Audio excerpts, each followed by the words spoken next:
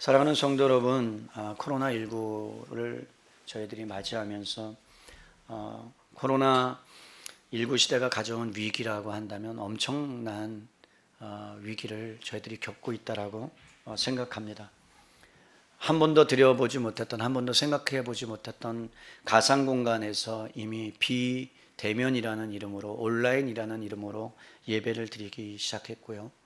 그래서 이제는 성도님들 가운데 예배에 대한 인식과 의식이 바뀌어지고 있다는 거죠.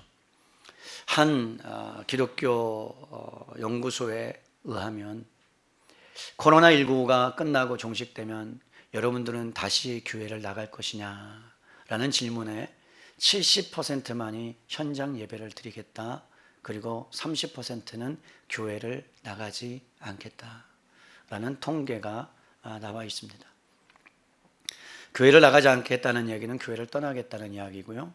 또 물어봤어요. 그러면 현장에 나가서 예배를 드리는 것과 그리고 비대면으로 예배를 드리는 것 중에 여러분들은 어떤 것을 더 코로나 종식이 되면 어떻게 할 것이냐는 질문 앞에도 동일하게 70%는 현장 예배를 나가고 그리고 비대면으로 드려도 예배가 상관없을 것 같다라는 그러한 통계를 우리들이 접합니다.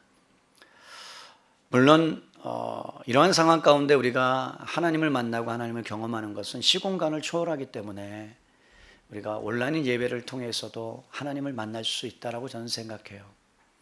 그럼에도 불구하고 그것이 다가 아닌 것은 하나님은 인격적인 하나님이기 때문에 함께 커뮤니케이션하고 소통하고 그리고 교제하는 가운데 성령님이 저는 일하신다고 생각합니다.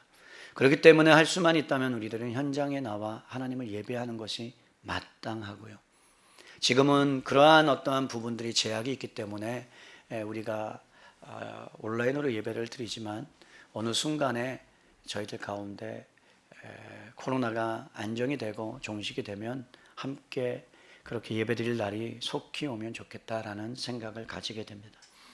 우리가 겪고 있는 이러한 어려움들과 위기는 우리만 겪는 어려움이 아니고요, 이스라엘 백성들이 이미 겪었던 것이다 라는 것을 말씀을 통해서 깨닫습니다. 여러분, 이스라엘 백성들이 겪었던 그들의 신앙생활을 송두리째 흔들어 버린 몇 가지 사건이 성경에 나와요. 그들의 죄악으로 인해서, 하나님을 떠남으로 인해서, 하나님의 말씀을 순종치 않음으로 인해서 하나님께서 다른 이방 민족들에게 포로로 잡혀가게 하십니다.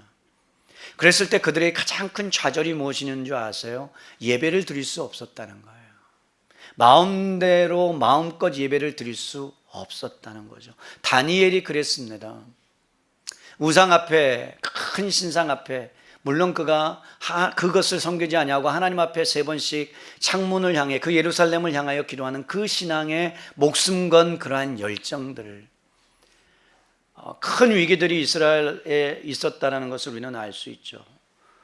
그리고 여러분, 유대인들에게 가장 소중했던 것이 무엇이냐면 성전이에요. 예루살렘 성전이 파괴되었습니다. 그리고 지금도 예루살렘 성전이 없습니다. 그러면서 여러분, 그 예루살렘 성벽을 향하여 통곡하며 우는 이유가 뭐냐면 그들이 구심점을 잃어버렸다는 거죠.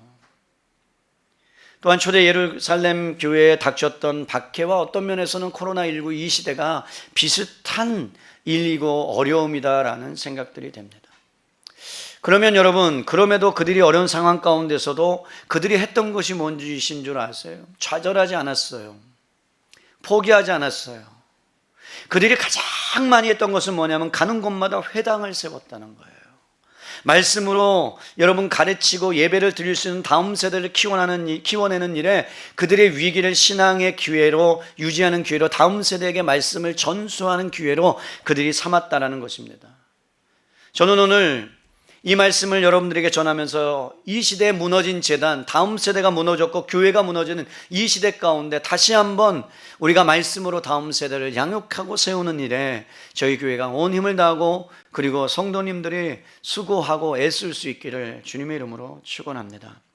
코로나19는 우리에게 많은 것들을 생각하게 해요. 우리의 신앙을 돌아보게 만듭니다. 여러분, 무엇보다 우리가 아이들을 신앙으로 교육하지 못했다는 그 민낯이 절실하게 드러나고 있다는 거죠. 가정이 파괴되고 가정이 해체되는 그런 것들은 예전에도 있었습니다. 그런데 여러분, 코로나19로 인해서 아이들이 이제 교회를 가지 못합니다. 예배도 온전히 못 드립니다. 그런데 여러분, 그렇다면 부모님들이 그러면 자녀들을 믿음 안에서 가정에서 잘 교육을 했느냐? 그렇지도 않습니다. 교회에다가 일단 맡겨놓고, 전적으로 맡겨놓고 신앙교육을 하지 못했어요. 제대로 양육하지 못했습니다. 정말로 본을 보이지 못했습니다. 저도 그렇습니다. 그렇기 때문에 지금 아이들이 신앙을 떠나는 이유는 전적인 기성세대의 문제요, 우리들의 잘못이라고 저는 생각합니다. 우리들이 자녀들을 양육하지 못했고, 그리고 말씀으로 키워내지 못했고, 그들에게 제대로 된 신앙의 가치관을 심어주지 못했기 때문에 여러분, 대학생 복음화율이 2.3%, 초등학교 복음화율이 3% 미만, 모든 아이들이 다 교회를 떠나고 이제는 교회에 남는 영혼들이 없는, 이제는 유럽과 미국과 같은 그냥 죄송해요, 머리 희끗희끗한 어르신들만 교회에 다 앉아있는 시대가 이제 곧 옵니다. 아니, 왔습니다. 도래했습니다. 누구의 잘못입니까? 누가 이렇게 만들어놨어요? 기성세대들, 저와 같은 부모의 잘못입니다.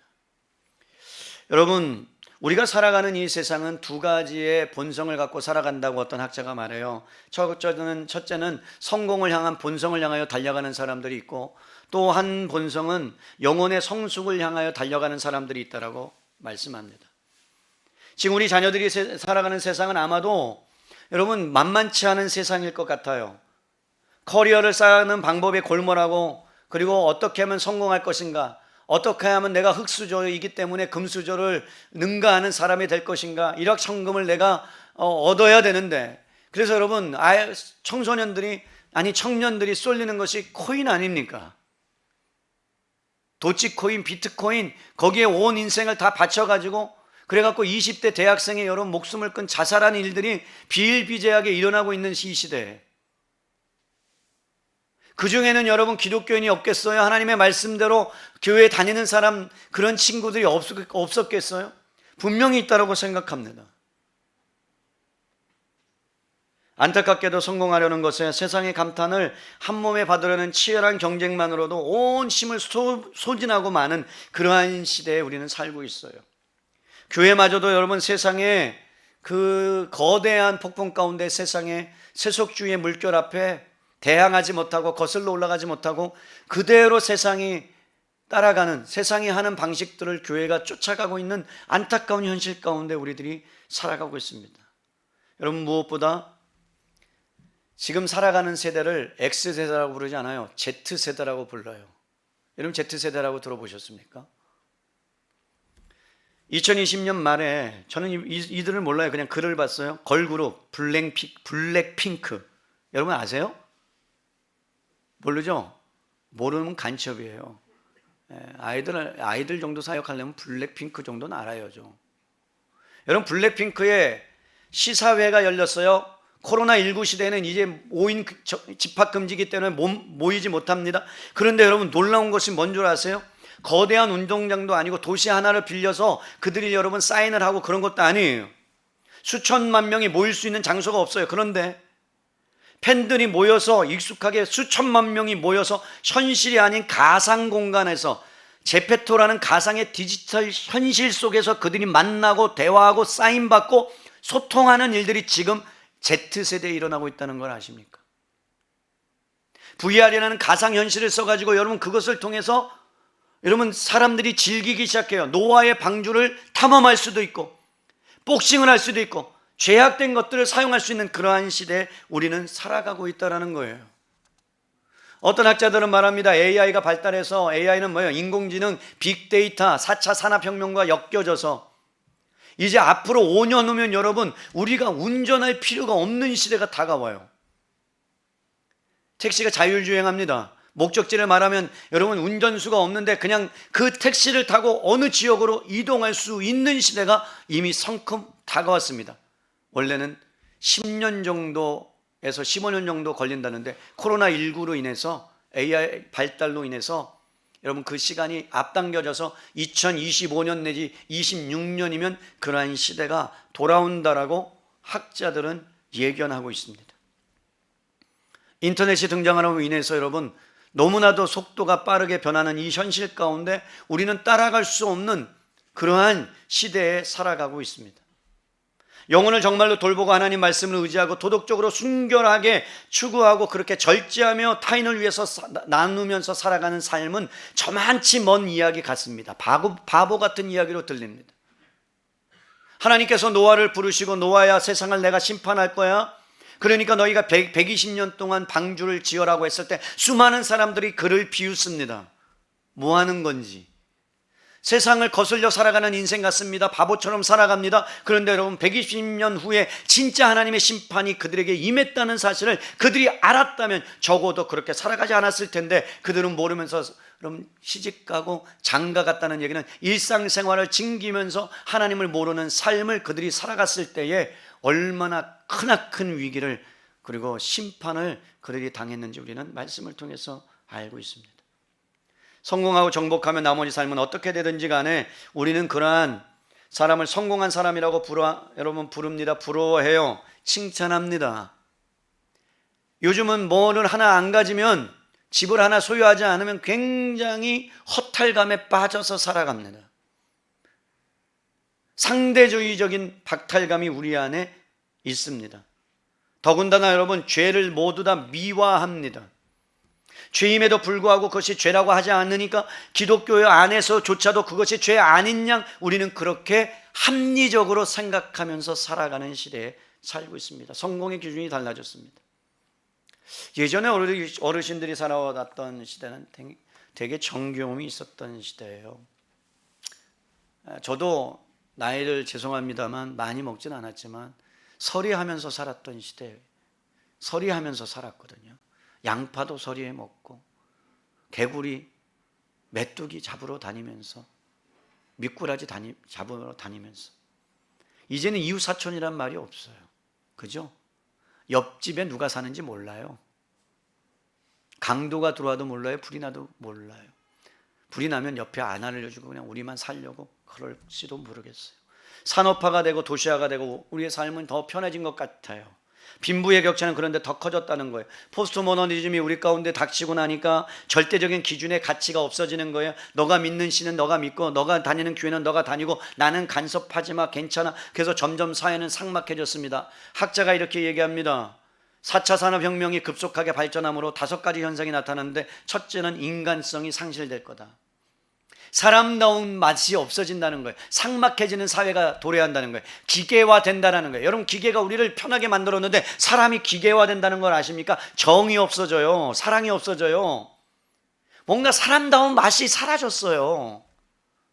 뭔가 음식을 하면 여러분 이웃들에게 나누고 김치전을 하면 나눠서 갖고 와서 먹었잖아요. 근데 지금은 그런 게 없어졌어요. 뭘 그런 걸 나누지도 않아요. 교육률은 높아졌어요. 넉넉해졌어요. 여러분들이 사용하는 것들 보세요. 넉넉해졌어요. 예전에는 배를 골무면서 보릿고개를 넘어가면서 어떻게든 살아보려고 했던 그 어르신들이 살았던 시대는 그랬다면 지금은요 너무 풍족한 거예요. 제가 10년 전에 사역을 했는데 부촌에서 했어요. 과천이라는 굉장히 부촌이에요. 다들 잘 살았어요. 애들이 주일학교 아이들이 뭘 하고 있는 줄 아세요? 그 간식으로 귤을 줬어. 귤 가지고 축구하고 있어요. 여러분 제가 얼마나 황당했나. 귤 가지고 축구를 하고 있어. 너무나도 풍족한 시대에 살아갑니다. 여성의 지위가 향상되어서 인종차별이 없어요. 투표할 수 있습니다. 전통에 얽매여진 관습들이 없어졌습니다. 그러면서 여러분 자존감이 상실되고 AI 범죄가 증가하고 하나님을 망각하고 성경의 건의가 여러분 추락할 대로 추락한 이 시대가 그런 시대라고 학자들이 말합니다. 실천이 약한 시대입니다. 하나님 없이 인간이 만들어놓은 세상 가운데서 더 이상 하나님의 말씀은 가치 없는 것으로 무가치하게 생각합니다. 예수님을 믿는 사람들조차도 귀찮은 거예요. 예수님 믿는 게. 예수님 말씀 듣는 것이 귀찮은 거예요. 왜 이렇게 율법을 만들어 놔가지고 나를 고통스럽게 하나라는 마음들도 우리는 갖고 있는 거예요. 여러분 그렇습니까? 안 그렇습니까? 그래요, 안 그래요? 나중에 내가 그냥 죽을 때 예수님 믿고 죽었으면 얼마나 편안하겠어요. 차라리 다 놀고 누리다가 주님이 다음날 오신대 그러면 이제 지금 경건하게 예수님 믿고 그냥 예수님 믿었으니까 천국 가면 어떻게 좋을까라는 생각들을 저도 해본 적이 있단 말이에요. 외적으로 부유하고 여러분 발전한 것 같고 외적인 것은 다 갖춘 것 같은데 예전처럼 여기 손 떨어져서 여러분 기어서 입는 거 봤어요 여러분? 양말 여러분 기어서 입어요? 아니죠. 저는 입어요. 저는 떨어진 거 꼬매서 입어요. 왜 그럴까? 시대에 뒤떨어져서 그래요? 돈이 없어서 그래요? 부유하지 않아서 그래요? 그렇지 않아요. 아낌을 모르는 시대, 절제가 없는 시대, 우리가 너무나도 거기에 충만하게 젖어 있어서 하나님께서 원하시는 것이 무엇인지를 모르고 살아가는 그러한 상실한 시대에 우리는 살고 있다는 것을 여러분들 반드시 아셔야 합니다.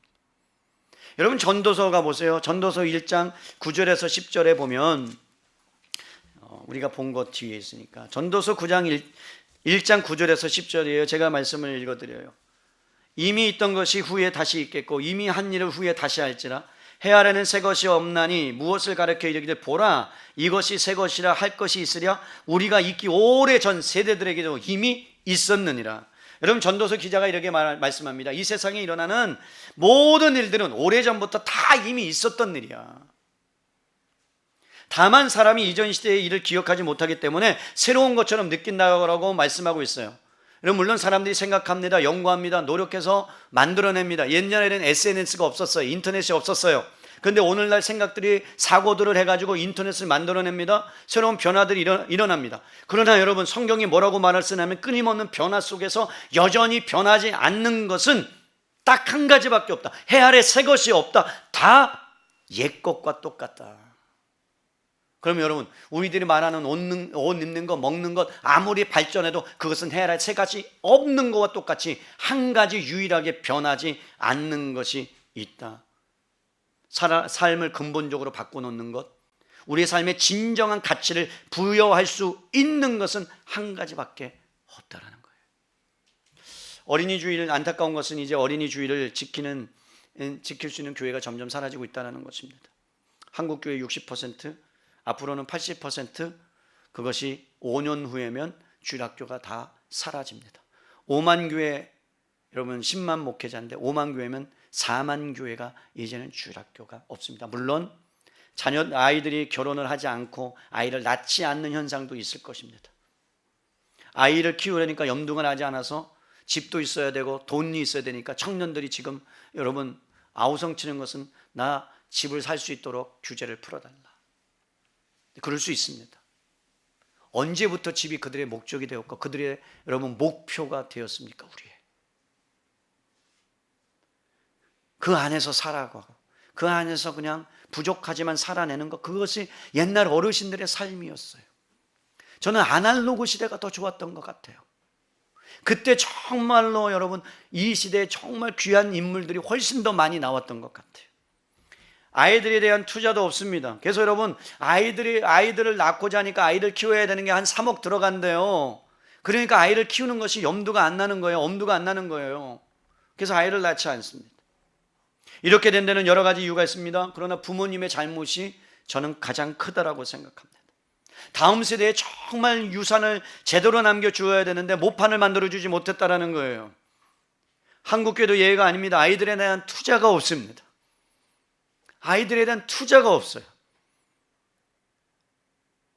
저는 여러분 주일학교 아이들에게 나 유기농 먹이고 싶어요. 그런데 가장 소외된 게 주일학교 아이들이거든요. 일단 돈이 안 돼요. 걔는 11조 안 하거든. 헌금 안 하거든. 그러니까 돈이 안 돼. 머릿속으로 해야지도 않아요. 영혼이 아니야. 한 영혼이 천하보다 귀하다라고 말씀한 어린아이들이 내게로 오지 말라라고 주님이 말씀했음에도 불구하고 어린아이들에 대한 관심이 별로 없어요. 한국교회가 그래 왔어요. 너무나 안타까운 현실이에요. 잘하는데 투자하지 않습니다. 더 큰 문제는요, 세속적인 세상 안에서 하나님의 가치관을 가지고 하나님의 비전과 하나님의 목표로 자녀들을 키워야 되는데, 부모님들의 그 모습과 삶의 행동을 보면서 아이들이 자라오다 보니까 아이들의 입술에서, 아이들의 언어에서, 아이들의 행동에서 나오는 것이 뭐냐면 그대로 본대로 기도하는 모습이 아니고 말씀대로 살아가려는 그 투쟁이 있는 것이 아니고, 어떻게 하면 부모님이 돈 집 이런 얘기를 하니까 계속 그것에 여러분 익숙해지고, 그것에 여러분 사람들이 사고가 아이들이 갖게 되는 거예요. 그래서 그들의 평생 목표와 비전이 그것을 향하여 집중하고 있는 거예요. 사지 말라는 이야기가 아니에요. 세상을 보는 관점이 세계관이라고 말한다면 어떠한 관점을 갖고 살아가야 하느냐의 문제인데, 자녀들을 적어도 우리가 그렇게 키우지 못했다는 거예요. 여러분 잘 보세요. 우리가 하나님 앞에 기도하면서 예전에는 교회를 잘 다녔는데 아이들이 떠났을 때 너무나 아파요, 힘들어요. 그런데 문제는 뭐냐면 그 아이들이 떠나놓고 하나님께 돌아달라고 기도하기 전에 우리가 그 애들이 믿음 안에서 말씀 안에서 제대로 양육했다면 적어도 그들은 하나님 앞에 떠나지 않는 인생이 될 수 있었는데, 그렇게 하지 못해놓고 하나님 앞에 도리어 우리가 뭐라고 얘기하냐면, 하나님이 책임지지 못합니까? 왜 내가 이렇게 생활하는데 하나님이 그렇게 하지 못합니까? 라고 하나님 앞에 삿대질하는 그러한 우리 믿음 없음을 회개해야 된다는 거예요. 우리의 잘못입니다. 하나님은 잘못 없으세요. 하나님은 다 주셨어요. 여호와의 기업이요 태의 열매다. 내가 너에게 맡겼다. 근데 우리가 그것을 맡긴 것을 제대로 감당하지 못했다는 거죠. 저도 그 부분에 대해서는 할 말이 없습니다. 저도 자녀를 잘 양육하지 못했기 때문에 아버지로서 그리고 목사로서 제대로 된 삶을 보여주지 못했기 때문에 신앙 안에서 제대로 살지 못하는 모습을 보면 안타깝습니다. 그건 저의 잘못입니다. 하나님 잘못은 없습니다. 우리 자녀들이 부모님들의 사고와 언어와 습관들을 그대로 이어받고 있다는 사실을 여러분 아십니까? 나쁜 아이는 없어요, 여러분. 나쁜 부모만 있는 거예요. 많은 사람들은 나쁜 친구와 사귀었기 때문에 그 아이가, 자녀가 나쁜 길로 갔다고 생각하지만요, 영향력이 있을 수 있습니다. 그러나 그렇지 않아요. 부모가 100% 아이들에게 관심을 갖지 못한 거예요.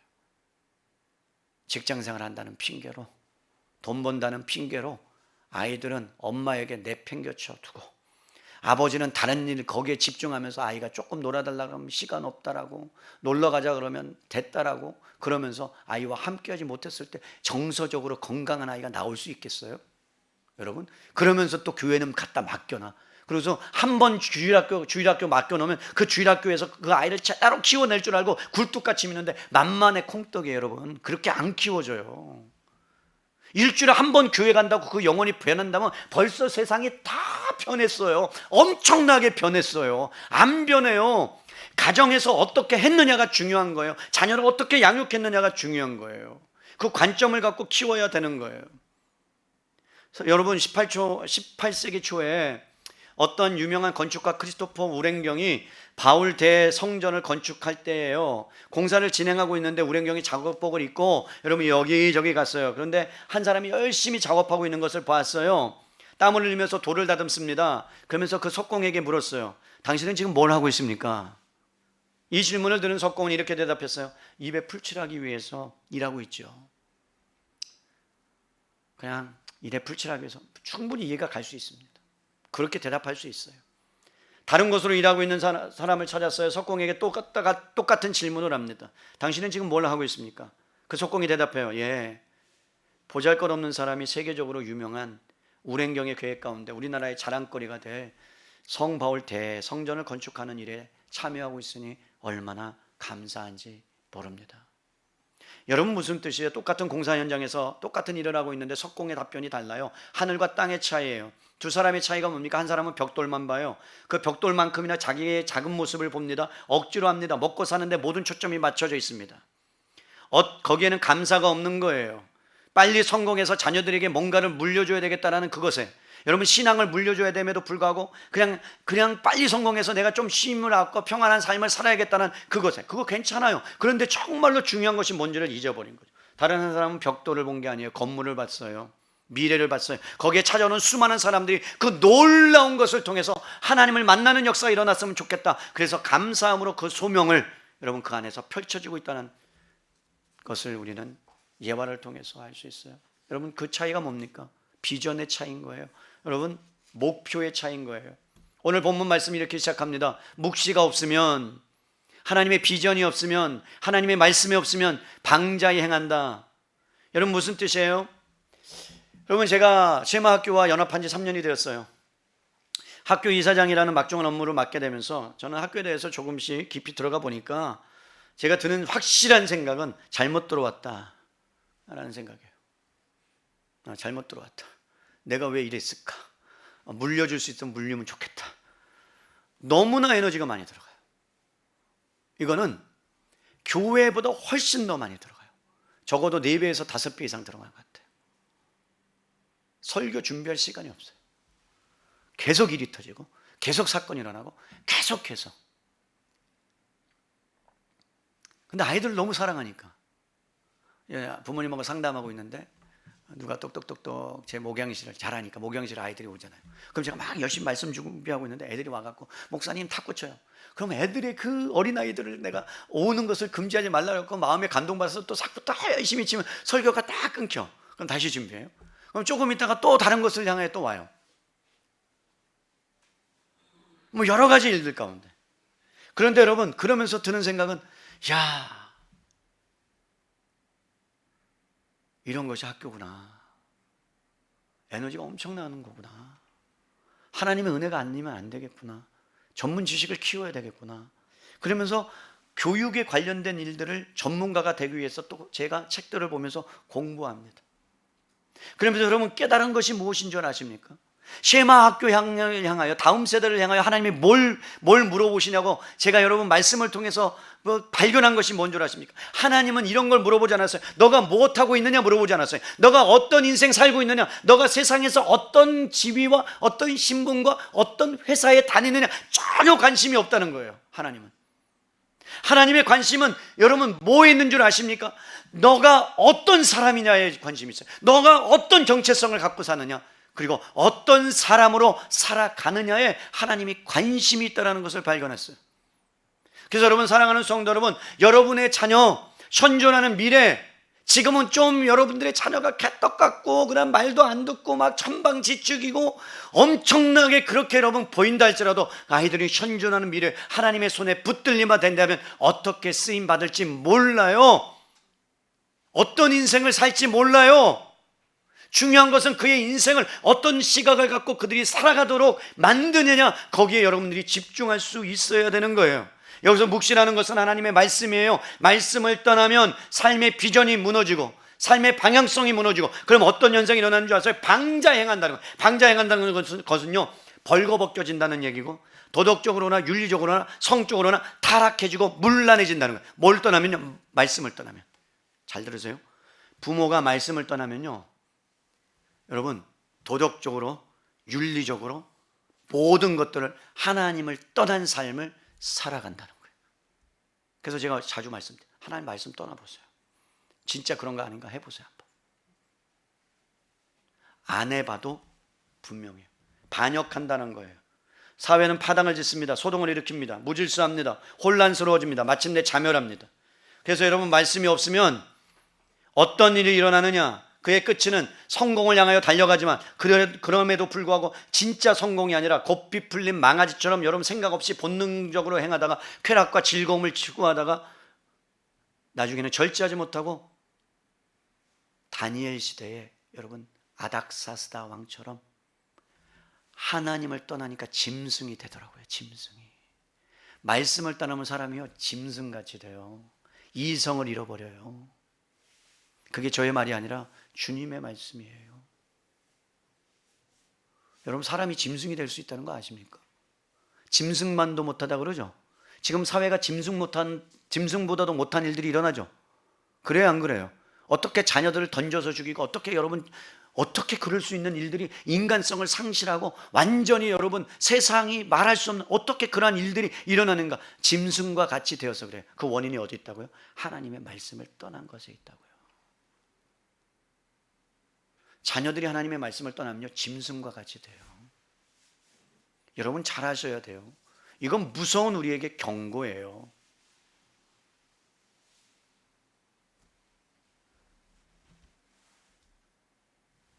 문제의 발생의 원인은 하나님의 말씀을 듣고 순종하지 않았다는 데 있다는 거예요.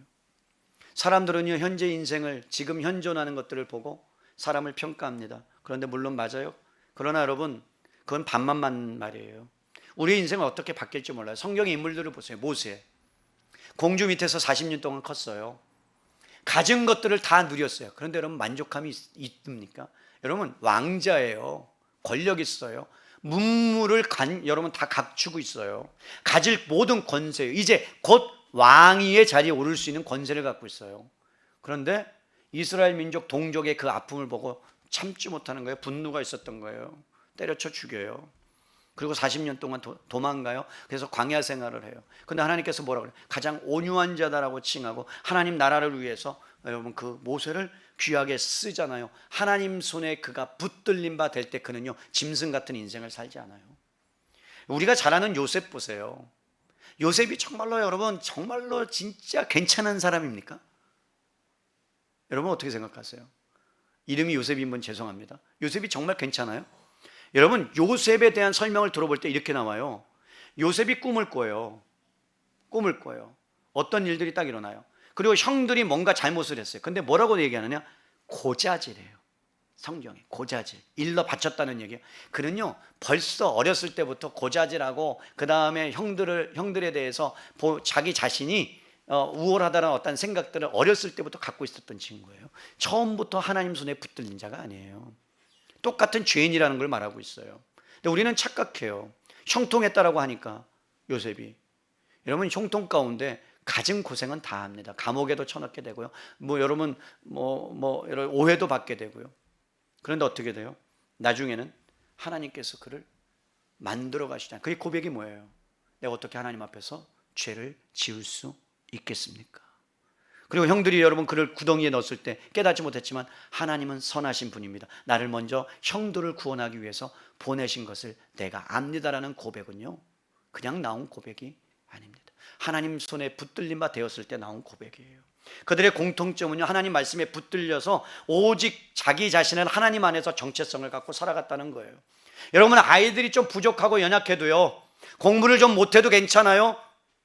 그런데 그들 가운데 하나님의 말씀으로 제대로만 심어진다면, 여러분 예수님이 가셔서 베드로를 부르시고 때로는 바울 같은 위대한 학자도 부르시고 그럼에도 12 제자를 다 살펴보면 세상에서 보잘것없이 여러분 인정받지 못하고 여러분 뛰어나지 않은 인생들을 하나님께서 부르셔서 하나님 손에 붙들린 바 되어서 하나님의 위대한 일들을 만들어 가셨다면, 여러분 아직까지 자라가지 않는 영혼들, 여러분 속썩이는 영혼들 가운데 뭘 봐야 되느냐? 하나님의 미래를 여러분들이 믿음으로 보실 수 있기를 바랍니다.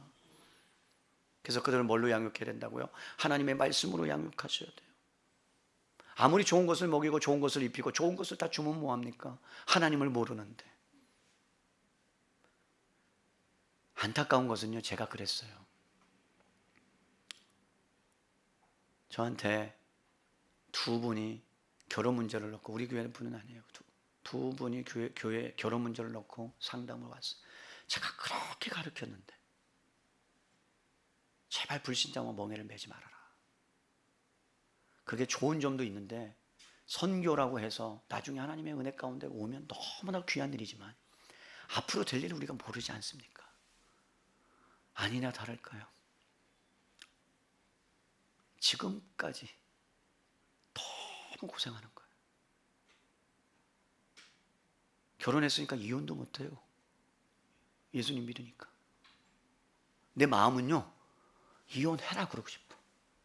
근데 성경적이 아니라 못해. 그 정도면 이혼했어야 돼요. 매일 패고 두들겨 패고, 막 여기 터지고 여기 터지고, 벌지도 않아 돈도. 그럼 여러분 살겠어요? 근데 성경은 뭐라 그래요? 이혼하지 말라. 그럼 어떻게 해야 되는 거야? 아니 부모님이 하라고 해서 불신자랑 결혼해갖고 그 값을, 아니 왜 자녀가 치게 만들어요? 왜 자녀에게 그것을 해서 그렇게 어려움을 당하게 만들어요? 하지 말아야지. 한두 명 본 게 아니에요. 잘된 케이스도 있어요, 물론. 그거는 거의 100명 중에 1명 나올까 말까 합니다. 야곱은 어떤 인물이에요? 야곱 자체가 여러분 사기꾼이에요. 정야곱 이렇게 짓는 사람 봤어요? 야망에 붙들린 사람. 그런데 여러분 그가 배고픔으로 인해서 형을 속여요. 그리고 여러분 죽음을 향해서 에서의 죽음 앞에서 도망가요. 그런데 하나님이 놀랍게 뭐라고 말씀하시는 줄 아세요? 도망가던 중 하나님을 만나요. 그때 이렇게 얘기하세요. 내 자손으로 말미암아 너가 복을 받을 거예요.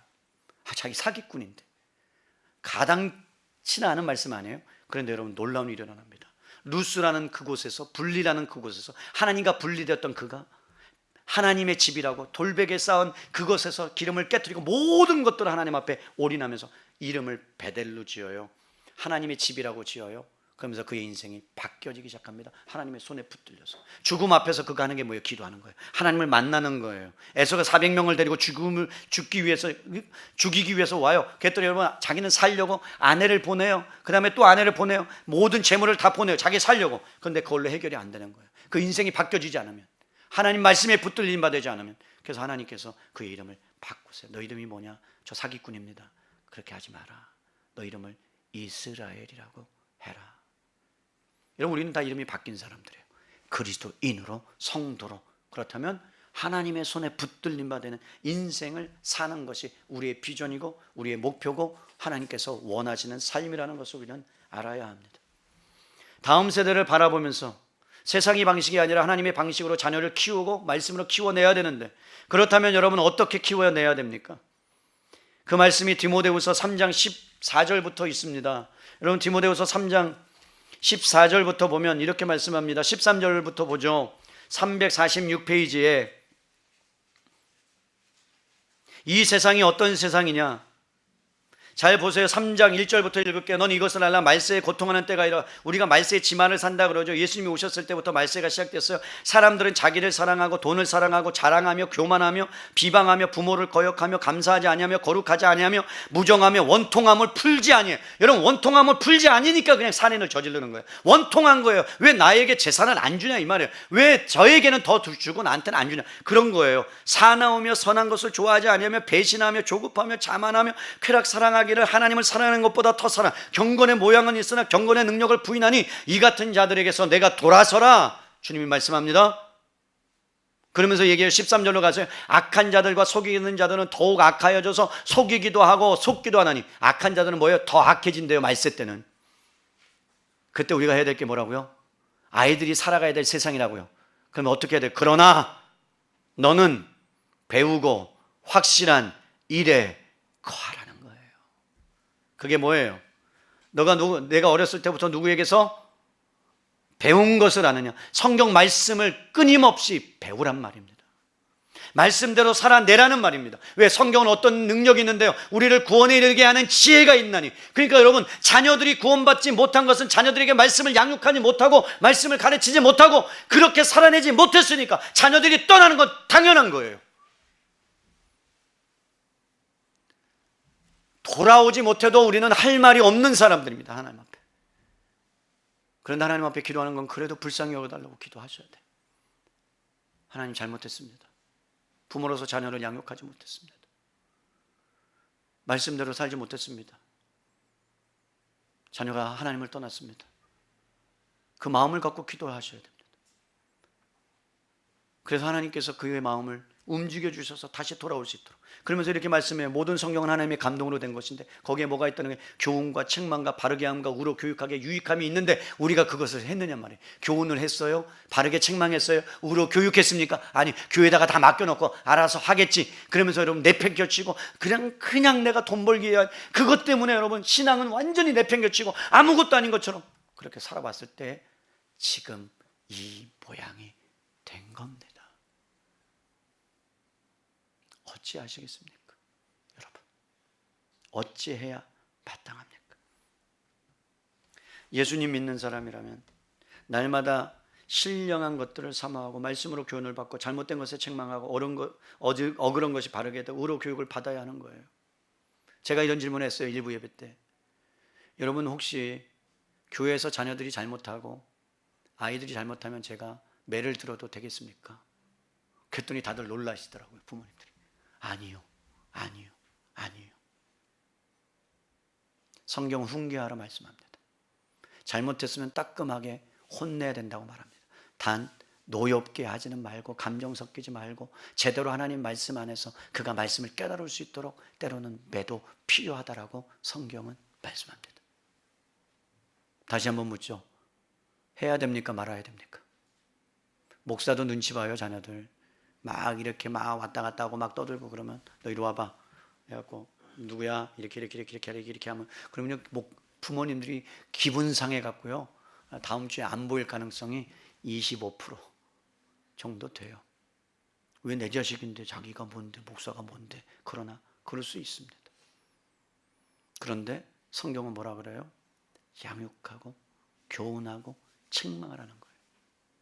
그것이 우리에게 맡겨진 것이라는 거예요. 그래 어떻게 돼요? 보세요. 이는 하나님의 사람으로 어떻게 돼요? 온전케 돼요. 다른 것으로 온전케 되지 않아요. 여러분, 다른 것으로 온전케 되지 않아요. 오직 말씀으로만 양육되고 말씀으로 자녀를 가르칠 때 그들이 온전해집니다. 다른 방법이 없어요. 교육시킨다고요. 여러분, 머리가 뛰어난 사람이 훨씬 더 사기 더 많이 쳐먹어요. 맞죠? 저는 머리가 나빠서 사기를 못 쳐요. 머리가 좋은 사람이 남을 속이고 엊그저께 여러분 페이스톡에 페이스톡이 아니지, 페이스북에 우리가 잘 아는 김현중 선교사님 이 톡을 올렸어요. 뭐라고 올렸는지 아세요? 카나다에 가서 생활하고 있는데 생활이 녹록지 않은가 봐요. 그래서 자기가 갖고 있는 물건 중에 뭐라도 보탬이 될까 봐 팔려고 맥북 아시죠? 맥북을 올려놨대요. 팔겠다고, 좀 저렴한 가격에. 그래서 그거라도 팔아서 뭔가를 하기 위해서. 그랬는데 미국에서 연락이 왔다는 거예요. 자기가 사겠다고. 그래서 그러면 알겠다고, 계좌번호하고 전화번호하고 다 보내라고. 그래서 여러분, 알겠다고 하고 우체국으로 보낼 테니까, DHL로 보낼까요? 뭐로 보낼까 하니까 그냥 저렴한 것으로 보내라고 우체국에 갔어요. 그래서 돈을 입금하라고 그랬더니 돈을 입금했다고 계좌번호가 딱 왔다는 거예요. 그 계좌 통장, 그 은행에. 그랬는데 그걸 가지고 은행에 가서 딱 물어보니까 그런 것은 없다는 거예요. 뭔 줄 아세요? 보이스피싱. 야, 카나다에서도 그런 걸 하는 사람들이 있다라는 거예요. 그러니까 남을 속이는 그러한 일들이. 야, 진짜 대단한 사람들 아니에요? 그러니까 그런 일들이 지금 여러분 비일비재하게 일어나고 있는 이런 상황 가운데 우리가 어떻게 살아가야 되느냐 말이에요. 자녀들을 어떻게 키워야 되느냐 말이에요. 여러분, 세상은 두 가지 길이 있어요. 한 가지는 의인의 길이요, 하나는 악인의 길이에요. 하나님은 하나님 나라를 쫓는 길이요, 하나는 세상 나라를 쫓는 길이에요. 사단의 길이요, 하나님의 길이라고 성경은 말씀합니다. 그래서 시편 1편을 보세요. 시편 1편 이것만 하고 말씀을 정리합니다. 여러분, 두 길의 차이가 나옵니다. 시편 1편 보면 두 가지 길이 있다고 말합니다. 두 가지 길의 차이가 뭔지 아십니까? 하나는 시냇가에 심은 나무가 철을 따라 열매를 맺는 것이고, 4절에 보니까 악인은 그렇지 아니하며 오직 바람에 나는 겨와 같다라는 거예요. 나무와 겨의 공통점이 아무것도 없어요. 여러분, 세상에는 얼마든지 교양이 있고 도덕적으로 괜찮은 사람이 있습니다. 그러나 하나님과의 바른 관계가 되어 있지 않으면, 하나님 만나지 않고 경험하지 않으면 그 사람은 겨에 불과해. 바람에 흘리면 날아가는 사람이에요. 그리고 그는요, 악을 행하는 사람으로 빠져갈 수밖에 없다라는 거예요. 존경받고 학식이 있는 사람들이, 아무 생각 없는 사람까지 다양한 사람들이 바람에 나는 겨와 같다고 말합니다. 근데 나무는 어때요? 성장합니다. 생명이 있기 때문에 그렇습니다. 겨는 성장하지 않습니다. 생명이 없기 때문에 그렇습니다. 여러분, 복 있는 사람은 누구냐? 율법을 지키는 사람이고 말씀을 지키는 사람이, 하나님을 사랑하는 사람이라고 말씀합니다. 그렇다면 여러분, 하나님과의 관계가 바로 되어 있고 하나님의 길을 가는 사람에게 하나님이 뭘 준다고요? 복의 복을 주시되 형통의 은혜를 주시고 시냇가에 남은 나무처럼 자라가는 은혜를 주신다는 거예요. 여러분, 이런 거예요. 하나의 씨앗이 땅에 떨어졌어요. 그런데 그 씨앗이 자라고 나무가 되면 많은 사람들이 와서, 새들이 와서 거기에 열매를 맺고 그 안에서 풍성한 은혜를 받아요. 그렇다면 우리 다음 세대 세마학교 아이들이 자라서 말씀 안에 있는 사람들이면 그 사람들이 와서 그를 통해서 치유받아요. 그 안에 복음이 있고 생명이 있으니까 그 생명을 나눠주는 거예요. 누구한테? 여러분, 사람들에게. 그런 사람으로 우리가 키워내야 되지 않겠습니까?